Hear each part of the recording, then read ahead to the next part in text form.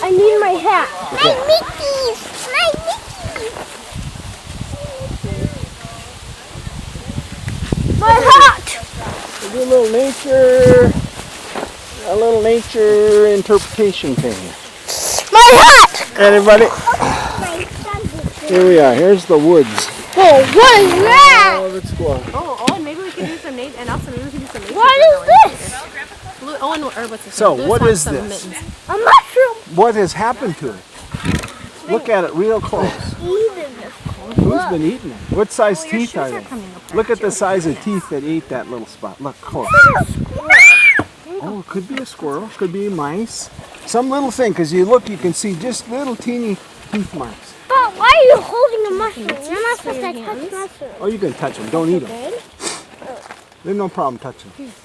They're poisonous to eat. You know, well, a lot of them aren't, but you don't know which is which unless you're a really, really expert. No? So we don't eat.